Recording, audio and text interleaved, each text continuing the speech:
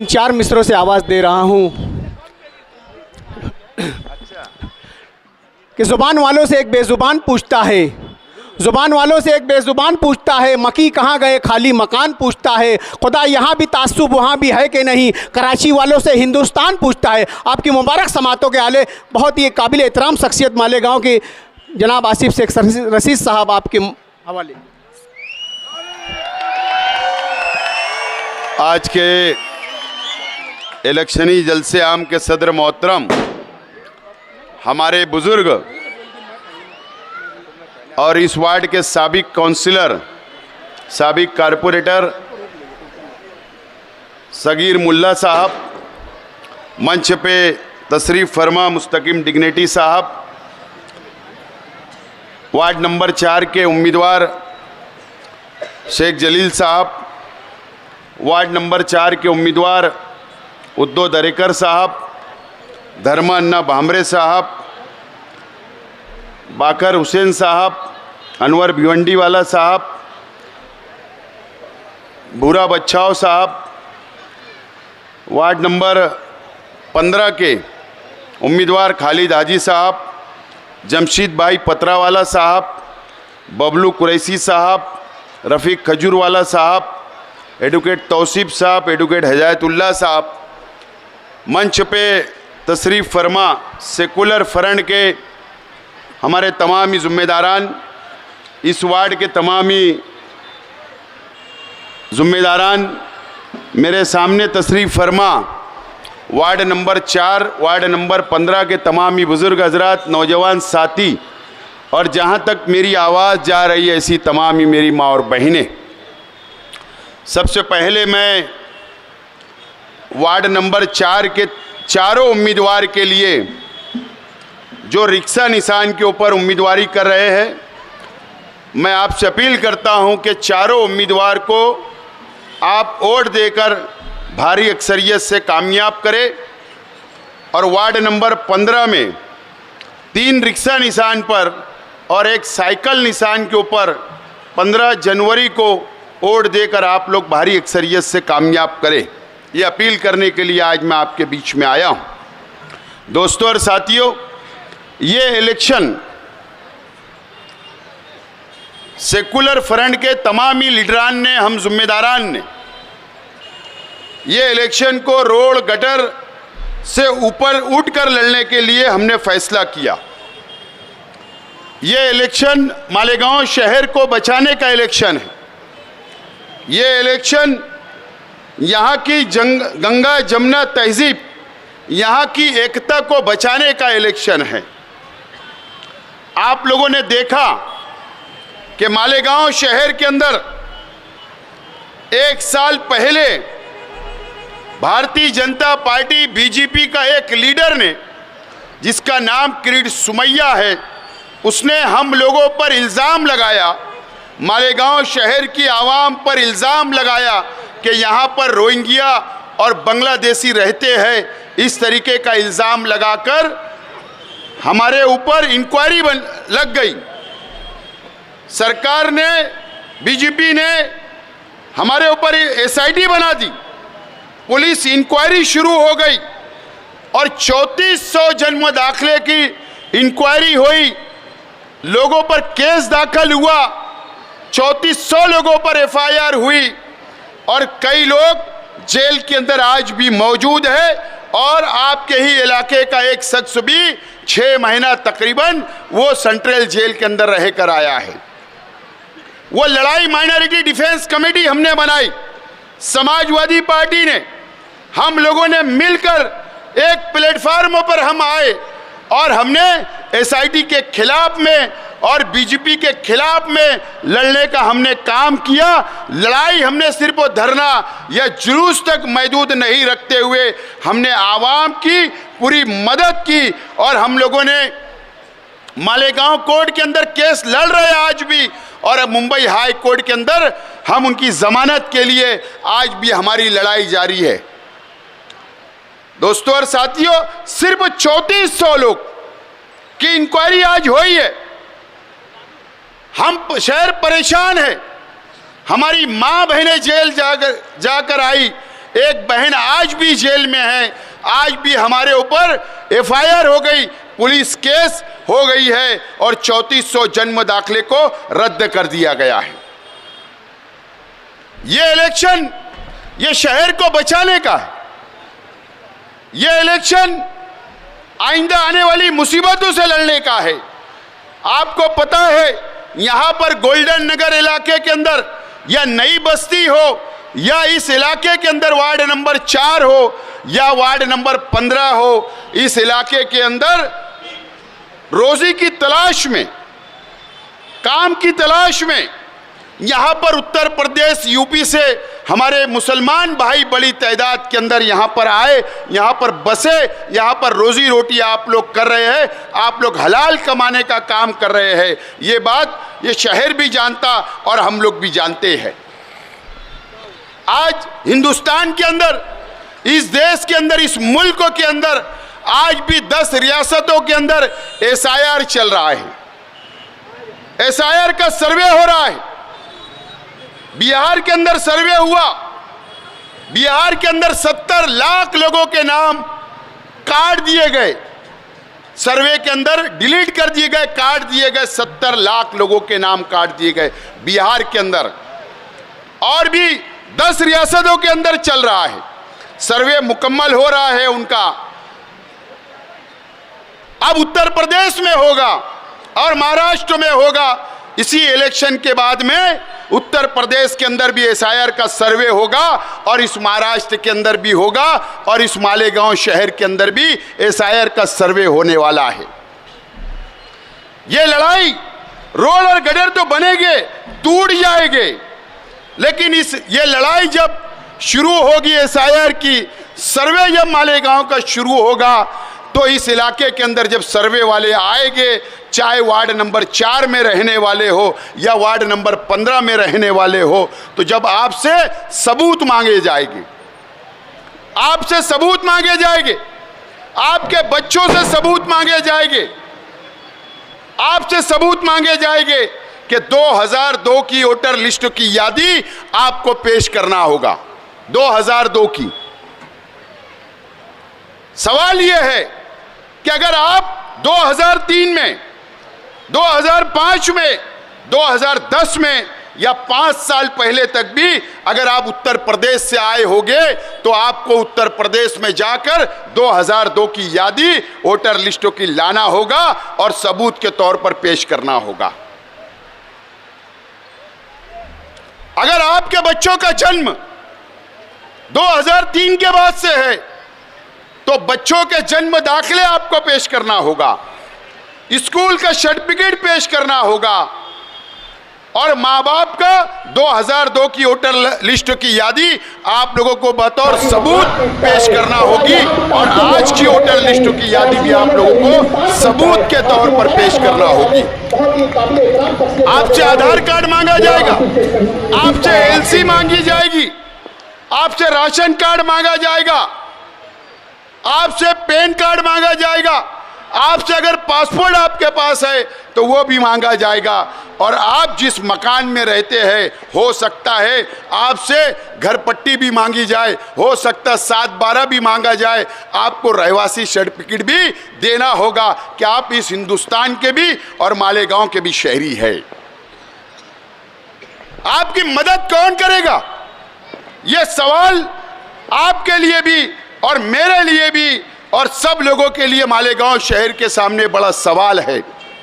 हमने साफ तौर पर 4-5 वादे शहर की आवाम से कर रहे हैं हम लोग। हम ये नहीं बोल रहे कि हम लोग यहाँ पर ताजमहल बनाएंगे, हम ये नहीं बोल रहे कि लाल किला बनाएंगे।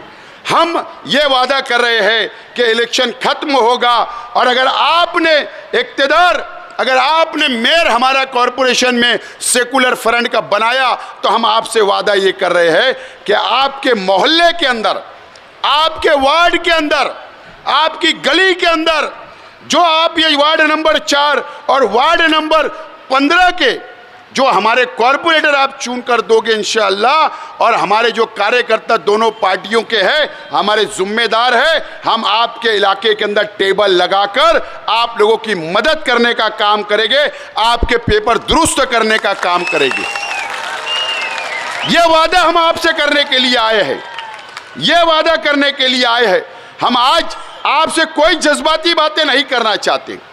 बहुत लोग हैदराबाद से आ रहे हैं, जज्बाती बातें कर रहे हैं, लेकिन यह बात याद रखना, जो लोग हैदराबाद से आ रहे हैं, जब एसआईआर लगेगा तो वह हैदराबाद में रहेंगे और हम लोग मालेगांव में आपके बीच में रहेंगे। यह फर्क होगा, यह फर्क होगा।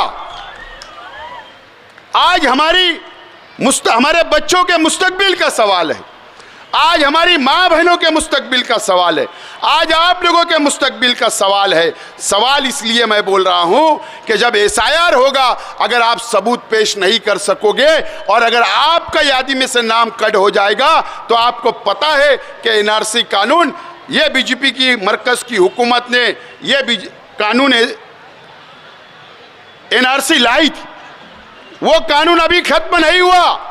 यही लिस्ट जो आपके नाम काट दिए जाएंगे, उन्हीं के ऊपर एनआरसी लागू कर दिया जाएगा और उसका दूसरा रास्ता सिर्फ और सिर्फ पुलिस केस होगी और जेल भेज दिया जाएगा और ये बोला जाएगा कि आप इस हिंदुस्तान के नहीं हो, आपके पेपर गलत है, आपने बनावटी पेपर बनाए हैं, आपने डुप्लीकेट पेपर बनाए हैं। इस तरीके का इल्जाम लगाकर आप लोगों को, हम लोगों को, अगर मैं भी सबूत नहीं पेश कर सका तो मुझको भी जेल भेज दिया जाएगा। ये बात मैं इसलिए बोल रहा हूं, एक हिंदुस्तान के लिए, हमारे मुल्कों के लिए, हमारी मुल्कों की शान के लिए, मोहम्मद शमी जो क्रिकेटर है, पता है ना, क्रिकेट खेलता मोहम्मद शमी, वो सबूत नहीं पेश कर सका, गलत पेपर थे, तो पता है आपको, उसको नोटिस निकल गई कि आपने गलत पेपर दिया है।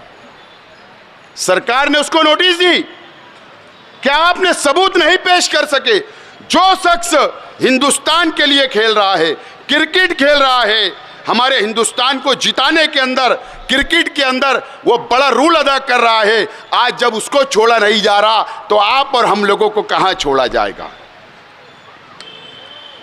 ये इलेक्शन को मामूली मत समझिए। मैं आज आपसे अपील करने के लिए आया हूं, वार्ड नंबर 4, वार्ड नंबर 15 की आवाम से, कि मुझे पता है कि आज गोल्डन नगर का ये इलाका, वार्ड नंबर पहले 14 था, अभी 15 हुआ। आप मुमताज चौक से जब एंट्री की जाती है, जब उमर बिन खत्ताब जनाजा हॉल के पास से एंट्री की जाती है, तो इधर के रास्ते कितने खराब है ये आप जानते हो। आपको बुनियादी सहूलत नहीं है, आपकी गटरें सही नहीं है, आपकी रोड सही नहीं है, आपको कोई बुनियादी सहूलत नहीं मिल पाई। लेकिन आज मैं आपसे अपील करता हूं कि आप एसआईआर का सर्वे हो या जन्म दाखिले का मामला हो या जो भी आपके मसाइल होंगे, हम वादा करते हैं कि आप लोगों के मसाइल हल करेंगे। और उसी के साथ साथ अगर आपने वार्ड नंबर 4 और वार्ड नंबर 15 के ये 8 उम्मीदवार को आप लोग कामयाब करें, आपके इलाके का डेवलपमेंट, आपका विकास, तामीर व तरक्की हम लोग करने का काम करेंगे, मैं वादा करता हूं। और आपके लिए आज वार्ड नंबर 4, आप वार्ड नंबर दातार नगर नजमाबाद का इलाका आप देख लो। वो इलाके के अंदर मेरे वालिद शेख रशीद साहब ने इलेक्शन लड़ा, ताहिरा शेख रशीद साहिबा ने इलेक्शन लड़ा। वार्ड नंबर 4 की जैसे आज हालत है, वैसी हालत वहां पर थी। कोई बुनियादी सहूलत नहीं थी, रोड नहीं था, गटर नहीं थी, पानी, लाइट कुछ नहीं था।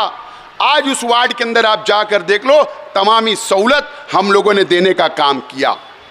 आज आपके लिए, आपके इलाके के लिए, आपके 4 नंबर वार्ड के इलाके के लिए हमने परिवार ने यह फैसला किया कि मेरे चाचा शेख जलील साहब को हम लोगों ने आपके वार्ड का उम्मीदवार इसलिए बनाया कि अब आपका वार्ड भी वार्ड नंबर 20 नजमाबाद के इलाके की तरह हो सके। तो हमारी जिम्मेदारी होगी कि हमारे परिवार से मेरे चाचा को हम लोगों ने उम्मीदवार बनाया। ये उद्धव दरेकर साहब बैठे, ये उद्धव दरेकर साहब दरेगांव में रहते, ये पुराने दरेगांव में रहने वाले हैं। धर्मान्ना भामरे, ये कई सालों का तजुर्बा इनके अपने पास है। और एक साइने से जो उम्मीदवार बुरा बच्चाओं की वालदा को हमने लिया, और उसी के साथ साथ अनवर भिवंडी वाला साहब तजुर्बेकार है। इनके घर से एक लेडीज़ को, बाकर भाई की बीवी को हम लोगों ने उम्मीदवार बनाया। ये तजुर्बेकार लोगों की टीम आज हम आप लोगों को दिए है। इस इलाके के अंदर खालिद हाजी 15 के अंदर मैंने खुद हमारे परिवार से एक दिए कि यहाँ का तामीर और तरक्की हो। जमशीद भाई पतरावाला एक अच्छे सोशल वर्कर है, समाजी वर्कर है, हमने उनको उम्मीदवार बनाने का काम किया। रफ़ीक खजूरवाला साहब ये रहते हैं वहाँ पर दत्तनगर इलाके के अंदर। ये वार्ड आपका 15 नंबर यहाँ से शुरू होता है, वो वहाँ जाके ख़त्म होता है अंसार जमात खाने के पास। हमने वहाँ से इनकी अहलिया को उम्मीदवार बनाया। इनको भी तजुर्बा, ये खुद कॉरपोरेटर रह चुके।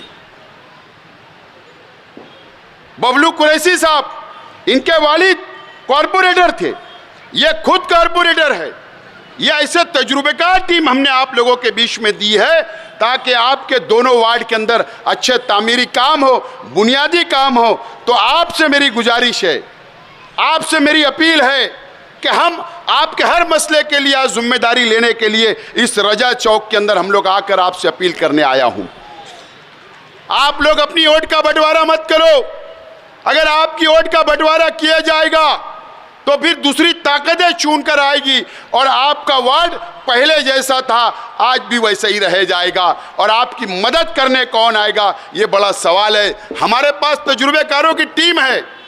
एसआईआर का सर्वे होगा, एसआईटी का कोई मुसीबत आई या आपके जन्म दाखिले के ऊपर कोई मुसीबत आई, उसकी इंक्वायरी होगी, तो हमारे पास तजुर्बेकारों की टीम है और हम आपकी मदद करने के लिए बिल्कुल तैयार है। तो मैं आज आपसे अपील करता हूं कि दोनों वार्ड के अंदर चारों उम्मीदवार को आप वोट देकर 15 तारीख को भारी अक्सरियत से कामयाब करें। इंशाअल्लाह आपके मसाइल की जवाबदारी लेने के लिए मैं आया हूं। मुझको दूसरे जलसे में जाना है। मुस्तकीम डिग्नेटी साहब और बाकी लोग आपसे बात करेंगे। बहुत बहुत शुक्रिया। सर साहब रुकिए, आपका इस्तकबाल होना चाहता है। नहीं नहीं, इस्तकबाल हमारा अपना फ़र्ज़ है, इस्तकबाल हो जाए फिर। हाँ हाँ, शहर मालेगांव के आसिफ शेख रशीद साहब का इस्तकबाल कर रहे हैं अनवर भिवंडी वाले साहब। ज़ोरदार तालियां बजना चाहिए दोस्तों। जिंदाबाद जिंदाबाद। चलिए अब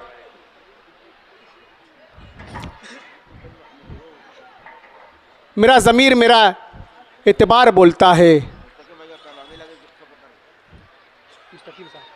हाँ, शहर मालेगांव समाजवादी पार्टी के रूह रवा सदर जनरल सेक्रेटरी आली जनाब मुस्तकीम डिग्नेटी से आप साहब का इस्तकबाल, इन्हों को गुलों का नजराना और शाल पेश कर रहे हैं अनवर भिवंडी वाले अपने दस्ते मुबारक से। जोरदार तालियां बजना चाहिए दोस्तों। साहबा जिंदाबाद जिंदाबाद।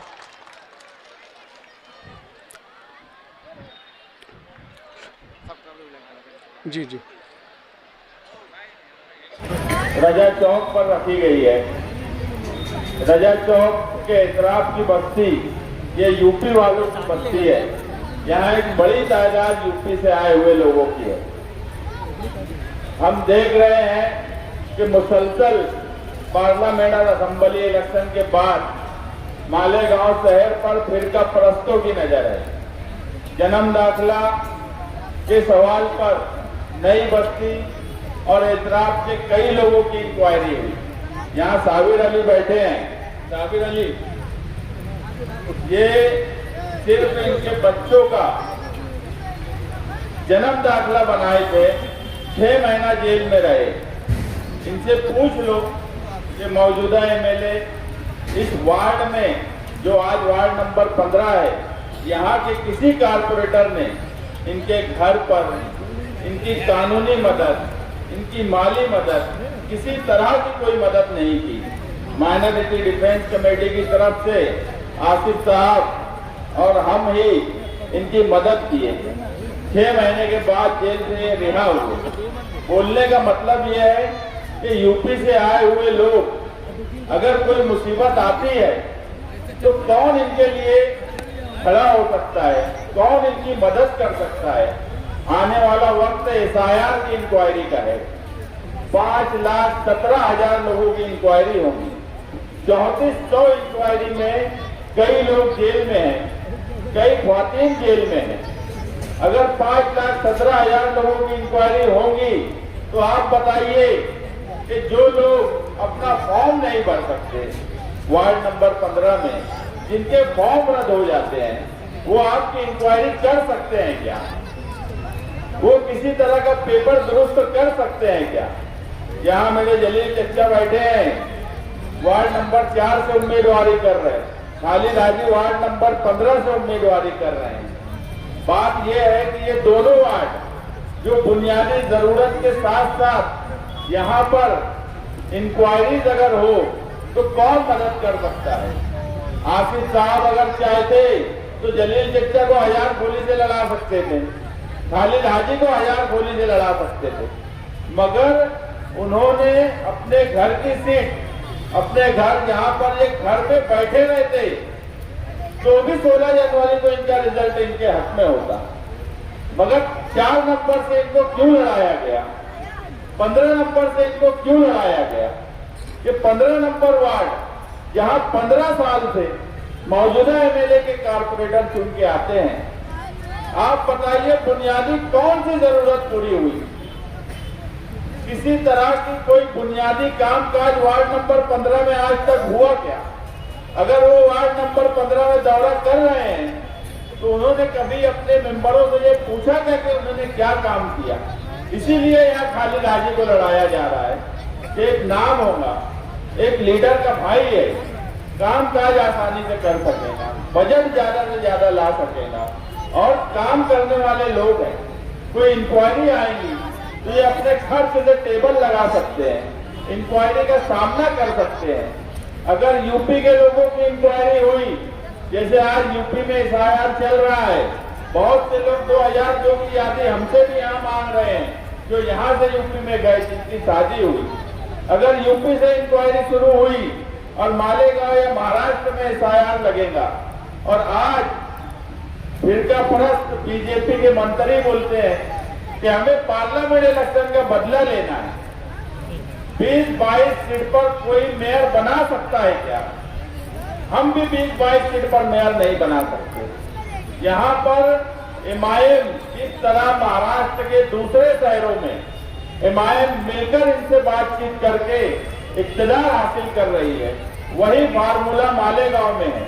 अगर भगवा झंडा कारपोरेशन में आया, बीजेपी का मेयर बना, तो आप बताइए सबसे ज्यादा तकलीफ अगर किसी को होंगी तो वार्ड नंबर 4 और वार्ड नंबर 15 के लोगों की होंगी, क्योंकि यहाँ यूपी से आए हुए लोग हैं, उनके कागजात का सवाल आएगा। आज हम मालेगांव सेकुलर फ्रंट में इस्लाम पार्टी और समाजवादी पार्टी है, समाजवादी पार्टी की पूरी ताकत यूपी में है। अगर कोई जरूरत कल पड़ी तो हम कहीं ना कहीं वहां से मदद ले सकते हैं, वहां से कागजात मंगवा सकते हैं। तो आने वाले 15 जनवरी को आप लोग बहुत सोच समझकर फैसला कीजिए। ये इलेक्शन सिर्फ आपकी बुनियादी जरूरत का नहीं है, आपके तहफ्फुज़ का है। इस हिस्से में बहुत सी बिस्ती चलती है, बिस्ती में यूपी से लोग आते हैं, उन लोगों की हिफाजत का भी सवाल है। वो अगर इंक्वायरी का सामना करे तो उनको कौन तहफ्फुज़ दे सकता है? मुझे बताओ, वार्ड नंबर 4 में जो मुखालिफ उम्मीदवार हैं, वार्ड नंबर 15 में जो मुखालिफ उम्मीदवार हैं, वो आपकी मदद कर सकते हैं क्या? जो बुनियादी जरूरत कभी पूरी नहीं की है, वो आपकी इंक्वायरी में मदद नहीं कर सकते। तो ऐसे लोगों को चुन के दीजिए जो आपकी मदद कर सके। और जिस तरह का शहर में माहौल है, जिस तरह के हालात बने हुए हैं, इंशाअल्लाह 16 जनवरी को मालेगांव सेकुलर फ्रंट इक्तदार में आ रहा है। अब आपको तय करना है, वार्ड नंबर 4 की आवाम को, वार्ड नंबर 15 की आवाम को, कि वो इक्तदार में हिस्सेदार रहेंगे या नहीं रहेंगे।